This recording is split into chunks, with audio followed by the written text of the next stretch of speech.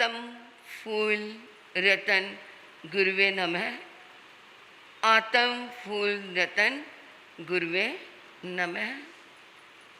परम श्रद्धा परम आराध्या परम पूजनीय तपाचार्या परमात्म स्वरूपा गुरनी मैया के पावन पुनीत चरणार बिंदों में हृदय की अनंत अनंत आस्था के साथ अनंत अनंत वंदन समर्पित हूँ। धर्म प्रांगण में आई भव्य आत्माओं का भव्य अभिनंदन।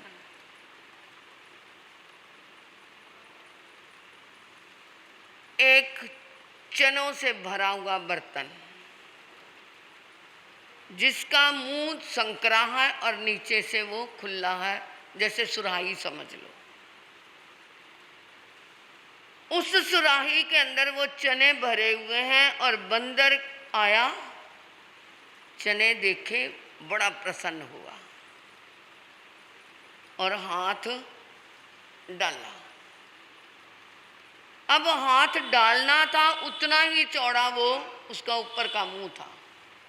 हाथ डाला, मुट्ठी भरी और अब बाहर निकालना चाह रहा है तो बाहर नहीं निकल रहा, क्योंकि अब मुट्ठी क्या हो गई है। जब तक मुट्ठी खुली थी तो अंदर चला गया, मुट्ठी बंद हो गई, चने आ गए तो हाथ बाहर आ नहीं रहा। परेशान हो रहा है कि मेरा हाथ बाहर निकले, बाहर निकल नहीं रहा। ना वो भूख से क्या है बच रहा है, क्योंकि बाहर चने आए नहीं जब तक वो खाए, और वो मुट्ठी भरी की भरी खोल नहीं रहा, और वहीं पे भूखा प्यासा बैठा है और वो एक हाथ से वो उठा के भी नहीं ले जा सकता। उस समय वो क्या करे, क्या करे?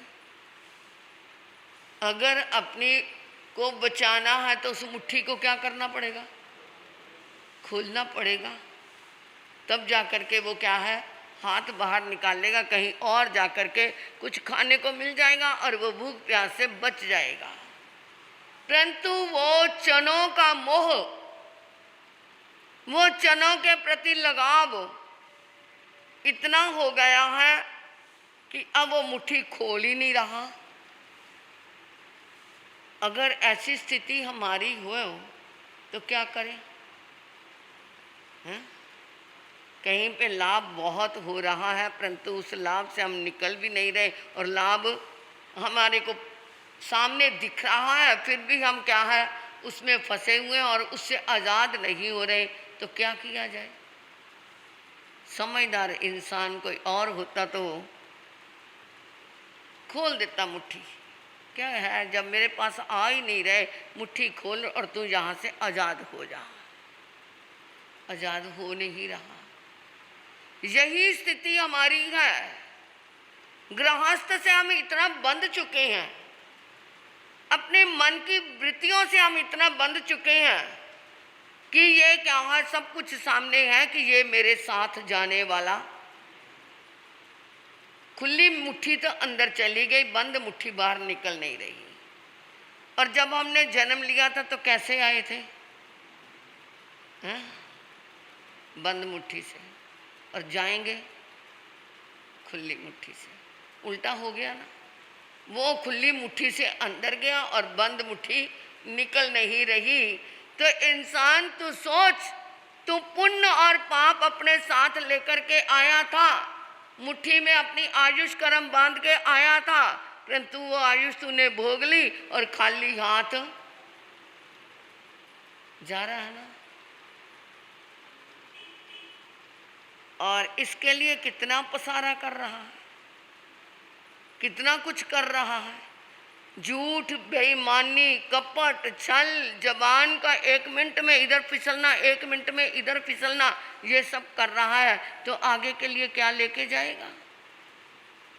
यही पुण्य पाप साथ लेके अगला जन्म जहाँ लेगा वहाँ भी मुट्ठी बंद होगी, और यही कुछ साथ में लेकर के जाएगा। यही हमारे कर्म का बंधन है। जितनी देर तक उस आसक्ति में पड़ा रहा, वहाँ पर मोहनीय कर्म का बंध होता रहा। वो कर्म तो क्या है, मुट्ठी खोल देगा तो वो उसका क्या हो जाएगा, खत्म हो जाएगा। परंतु जो निकाचित बंधन है वो भोगे बगैर छुटकारा नहीं। मन में आया आज हलवा खाना है, मन में आया आज हलवा खाना है, तो हलवा बनाना है, खाना है तो फिर बनाना भी तो पड़ेगा। तो बहन क्या करते हैं हलवे के लिए, बनाने के लिए आटे का बनाना है, चाहे सूजी का बनाना है, चाहे मैदे का बनाना है, आटे के बर्तन में से आटा निकालना, चीनी के बर्तन में से चीनी निकाली, घी के बर्तन में से घी निकाला और सब रखे हुए हैं, और मन में सोचा चल मना आज नहीं खाना, छोड़ो परे, आज नहीं फिर कभी खा लेंगे। तो आटा आटे के बर्तन में चला गया, चीनी चीनी में चली गई, घी घी में चला गया। तो वो क्या है, तब तक वो आज़ाद था। परंतु जब हलवा बन गया, हलवा तैयार कर लिया और बाद में सोचे मैंने नहीं खाना, ना तो चीनी अलग हो सकती है, ना घी अलग हो सकता है, ना आटा अलग हो सकता है, अब तो हलवा बन चुका है, उसे खाना पड़ेगा। बाहर का हलवा तो तुम बांट भी सकते हो, किसी को दे भी सकते हो, और क्या है फेंक भी सकते हो, सब तरह की चीज़ें हैं। कई इंसान ऐसी प्रवृत्ति के होते हैं, वो कहते हैं देता भावे भावना लेता करे संकोच, तो ये तो हो गया बहुत बड़ी ऊंची बात है। कई बार ऐसा होता है दाता दान करे और भंडारी का पेट दुखे, दाता दान करे और भंडारी का पेट दुखे। यानी राजा ने कह दिया इसको इतनी मोहरें दे दो, राजा ने तो देने के लिए कह दिया, परंतु जो भंडारी है, हाय राजा ने बिना बात से उसको इतनी देने के लिए कह दिया। अरे वो अपने कर्म तोड़ रहा है और तू अपने कर्म बांध रहा है।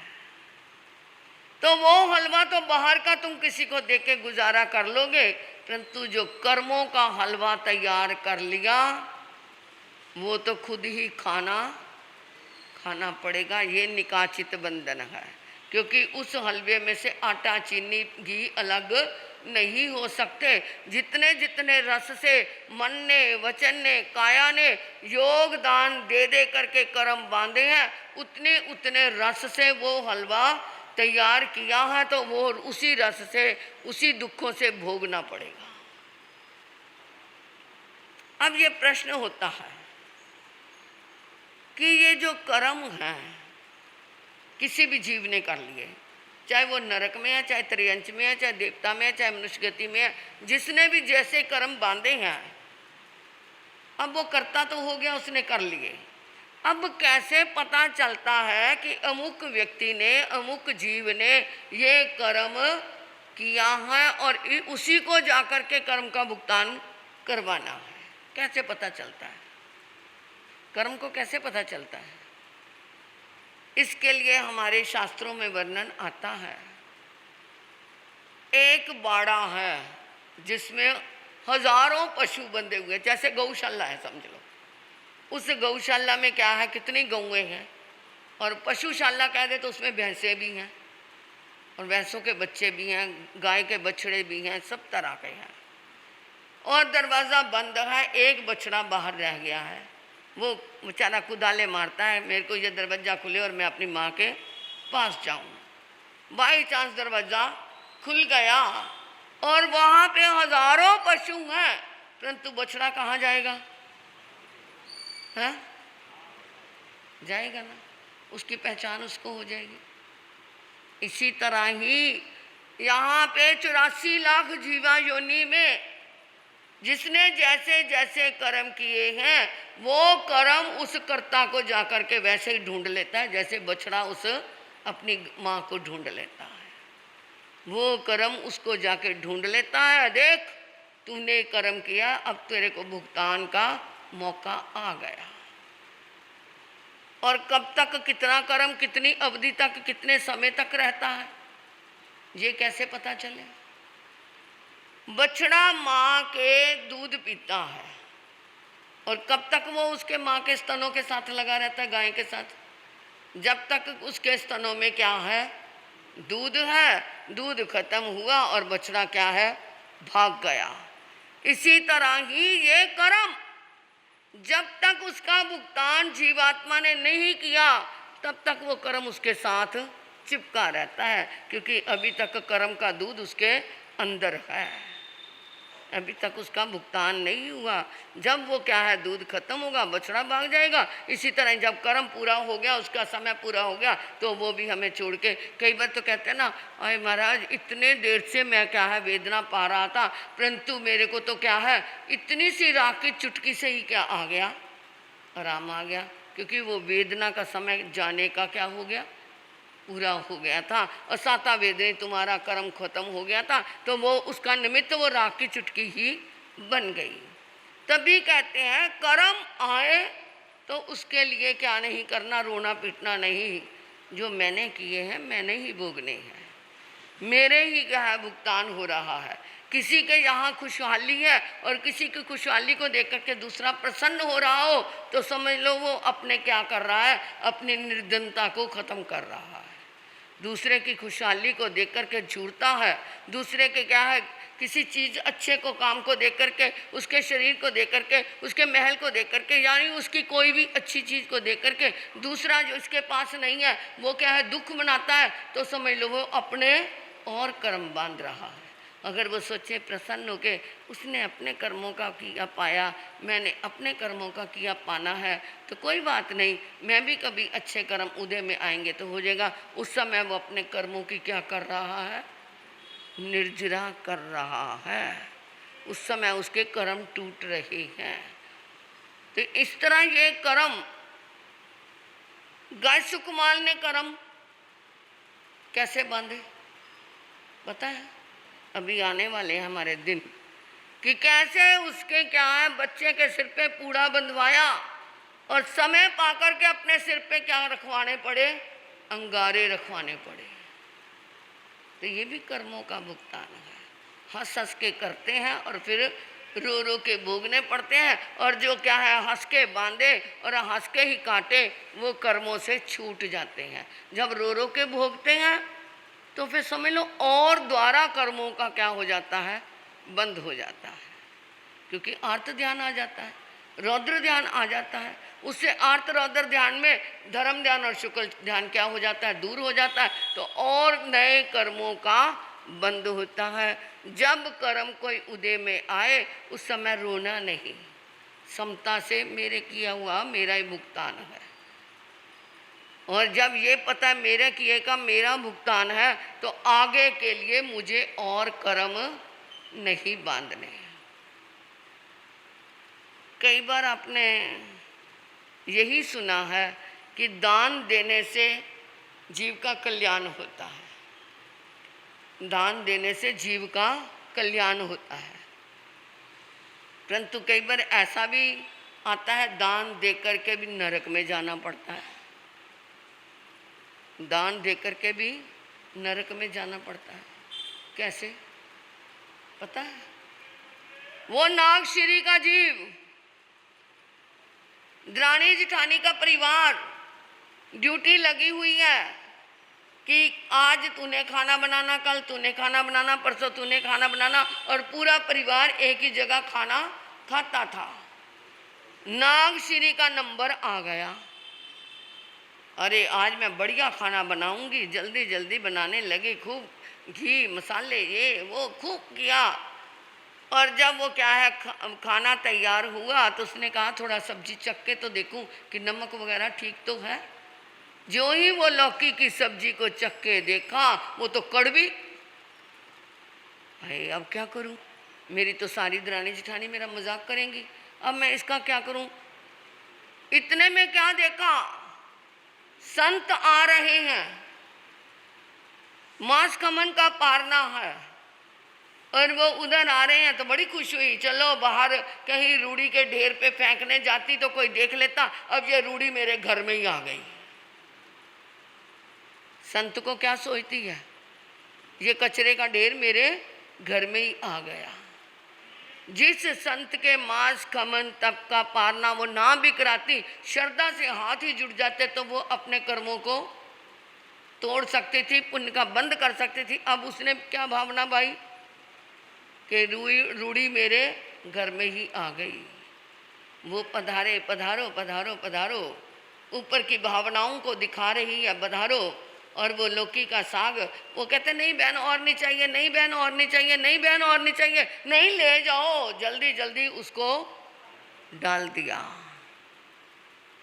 संत लेकर के आ गए, गुरुजी को दिखाया, गुरुजी को पता चल गया। कहते बेटा ये तो खाने योग्य नहीं है, इसको बाहर पलट करके आओ। बाहर चले गए जंगल के अंदर पलटने के लिए, क्योंकि जहाँ कोई आता हो, आज क्या है पलटने की क्रिया भी आसान नहीं है। पहले जंगल होते थे, सुन्नी जगहें होती थी, कहीं पर भी खड्डा खोदा और उसमें डाल के पलट के आ जाते थे, परंतु आज कहीं पर जगह मिलेगी? ये जो बाहर क्या है लघु शंका गुरु शंका के लिए जाते हैं ना, ये जो भी हैं वो बाहर जाते नहीं हैं। हम बॉम्बे में गए तो वहाँ पर जब भी हमने भी पलटने के लिए जाना पड़ा, क्योंकि बॉम्बे जैसे शहर में भी फ्लश सिस्टम नहीं था। ये 87 की बात है, जो ही हम पलटने के लिए बाहर, जमादार जो होते हैं नहीं मारे नहीं मारे, यहाँ नहीं मारे, कितनी शर्म आई, हम छोटी छोटी सतियाँ, कितना बुरा लग रहा था। तो वो क्या है, हमने वहाँ के अध्यक्ष से बात करी, जहाँ तो हमें कोई जगह बताओ यहाँ कोई है। कहते हैं महाराज जी हमारे इधर की गुजराती साधु साधवियाँ तो क्या करती हैं, जो कचरा पेटी होती है चुपके से उसी में डाल के आ जाते। तो ये पाप नहीं है। सार्वजनिक स्थानों में पलटना भी कल्पना नहीं है। प्रभु ने कहा जहाँ कोई आता हो जाता हो वहाँ नहीं पलटे, जहाँ कोई आता हो देखता हो वहाँ नहीं पलटे, जहाँ पर देखता हो आता ना हो वहाँ भी नहीं पलटे, और जहाँ कोई ना आता हो ना देखता हो वहाँ जाके पलटो। आज के ज़माने में कोई जगह ऐसी है? उधर तुम बॉम्बे में जाओ, रेलवे लाइन भरी पड़ी होती है, ये जो चलती है ना लोकल ट्रेनें, वहाँ पर जा कर के देखो, क्योंकि गुजराती साधु साधु भी बहुत है, पलटने का उधर काम चलता है, तो रेलवे लाइन पे फेंक के आ जाते हैं। तो ये भी कल्पना नहीं है। करने को क्रिया कितनी भी कर लो, परंतु इसमें भी दोष लगता है। अब वो संत चले गए जंगल में, अभी वो पात्री को ऐसे उठाया, एक बूंद नीचे गिरी घी की, तो वहाँ पर उस घी की सुगंध से हजारों चींटियाँ वहाँ आ गई, और वो चींटियाँ उस घी की सुगंध में, क्योंकि वो कड़वा तुम्बा था, उसी में मर गई। उन्होंने देखा वो एक बूंद में इतनी चींटियाँ मर सकती हैं, तो ये मैं सारा पलटूंगा तो कितने जीवों की हिंसा होगी। तो ऐसा करता हूँ एक ही चला जाए, औरों की रक्षा हो जाएगी। वो कड़वा तुम्बा घटाघट करके जो कड़वा साग था वो खा गए, और क्या कर लिया, संथारा कर लिया। उधर क्या है, नागमती क्या हो रही है, खुश हो रही है। अब पता चला संत की क्या हो गई, मृत्यु हो गई, चर्चा फैल गई, कहाँ से खाना लाए थे, कहाँ से खाना लाए थे। पता चल गया कि उसने ऐसे बहराया था, उसकी निंदा भी बहुत हुई, परंतु उसने क्या है, उस समय खुशी खुशी बहरा करके क्या कहती थी, अच्छा हो गया, मेरे से क्या हो गया, मेरा पाप छिप गया। तो वो करते करते उस जीव ने एक एक नरक में दो दो बार जाना पड़ा। एक एक नरक में उस जीव को दो दो बार जाना पड़ा। तो इसलिए वो दान देके भी कहाँ गई, दान देकर भी वो नरक में गई। ऐसे कर्मों के बंद हो जाते हैं। इंसान का ये निकाचित बंधन बंध गया, तभी वहाँ नरकों का उसे वास करना पड़ा। जीव आत्मा निकाचित कर्म बांधते समय नहीं सोचता, परंतु भुगतान के समय रोता है। इसलिए थोड़ा सा बच के रहना। कर्मों की लीला है न्यारी, इससे बच कर के रहियो, ये रुला रुला कर मारेंगे तुम देखते रहियो, ये रुला रुला कर मारेंगे तुम देखते रहियो। ये कर्म बाद में रुलाते हैं, पहले तुम हंस हंस के बांधते हैं, सोच लेना समय हो गया। आज चंदा देवी जी आश्रम में माँ सती चंदा देवी जी महाराज का क्या है, जन्मदिन के उपलक्ष्य में, जन्मदिन पुण्यतिथि है, पुण्यतिथि के उपलक्ष्य में उधर जाप है 9:30 बजे सब जाना, और इधर भंडारा है, उसके उपलक्ष्य में चंदा देवी महाराज के बारे में बता दूं मैं। रोहतक के अंदर उस समय, जिस समय चंदा देवी महाराज थे, रोहतक में थे, सनातनियों का बहुत जोर, और चंदा देवी जी महाराज की विदुषी पने का, विद्वता का चारों तरफ क्या है डंका बज रहा। तो कुछ सनातन आए, हम आपको अपने सम्मेलन में आमंत्रित करना चाहते हैं। विषय होगा आपको ओम के ऊपर बोलना है। किस पे बोलना है? ओम के ऊपर। इतनी विद्वान साध्वी थी हमारे माँ सती परिवार, बहुत ऊंचा परिवार है, उसी में ही ये अपने चंदा देवी जी महाराज आते हैं।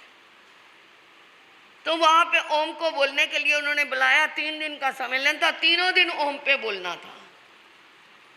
चंदा देवी जी महाराज को टाइम दिया, उन्होंने 1 घंटे का दिया, उन्होंने 2 घंटे रोज खाली ओम पे ही क्या कर दिया, इतना सार गर्भित प्रवचन किया कि ओम से जीवन की शुरुआत है और ओम से जीवन की अंतिम क्या है कहानी खत्म होती है।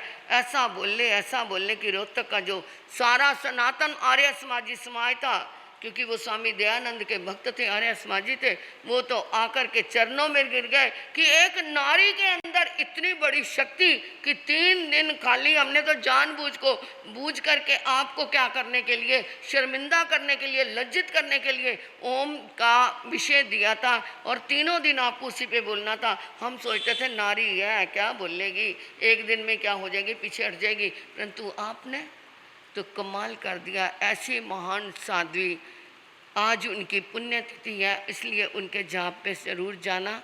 और इधर हमारा संघ कितना अच्छा संघ है। मैंने तो जालंधर का संघ ही देखा था कि वहाँ पे 100 साल तक थानापति रही जालंधर में, माँ सती पार्वती जी, माँ सती राजमती जी, माँ सती रतन देवी जी, माँ सती विनयमती जी, आजकल माँ सती ये क्या है सुलक्षणा जी महाराज, राजकुमारी जी, और ये क्या अमरावती महाराज जी। इतनी साध्वियाँ, कोई 16 साल रही, कोई 20 साल रही, कोई कितने साल रही, वहाँ थानापति थी। मैं सोचती थी कितना अच्छा संघ है। नहीं तो क्या है, किसी संघ में कोई बीमार साधु साध्वी हो जाए, 2 महीने से ज़्यादा रहना पड़ जाए, तो महाराज जी और संतों ने आना है, आप जरा स्थानक बदल लोगे। ये हमारे साथ बीती हुई हैं। मेरे गुन्नी जी का ऑपरेशन हुआ, मैं जगह का नाम नहीं बताऊंगी, तो वहाँ पे रोज ही उनको कह देते थे आप दूसरे छोटे स्थानक में चले जाओ। ये हाल होता है संघों का, परंतु धन्य ऐसे संघों को आप भी कितने सालों से क्या है ये संभाल रहे हैं। देख करके मुझे बहुत प्रसन्नता हुई, मान आया मुझे इस गद्दी के ऊपर कि ये गद्दी भी क्या है साधु साध्वियों के लिए कैसे समर्पित है। ऐसे संघ को पुनः पुनः नमन, पुनः पुनः नमन। नमो अरिहंतानंग, नमो सिद्धानंग, नमो ऐरियानंग, नमो विजयानंग, नमो लोय संसानंग। चैता वारम वासन चकवटी में हड्डियों संति संति करे लोय पत्तो गए मनुत्रंग। श्री चतारी मंगलम, अरिहंता मंगलम, सिद्धा मंगलम, साहू मंगलम, केवलिपनतो दम्म मंगलम। चेतारी लगुत्मारी हंताल गुत्मा, सिद्धाल गुत्मा, साहुल गुत्मा, केवलिपनतो दम्मोल गुत्मा। चेतारी शरणम पव्यामे, रिहंते शरणम पव्यामी, सिद्धे शरणम पव्यामी, साहू शरणम पव्यामी, केवलिपनतो दम्मो शरणम पव्यामी। अरिहंता जी का शरणा, सिद्धा जी का शरणा, साधु जी का शरणा, केवली कृपया दे धर्म का शरणा। ये 4 शरण दुख और न शरणा कोई होगा, जो भव्य प्राणी करे आराधन उसका अजर अमर पद होगा, उसका सदा ही मंगल होगा।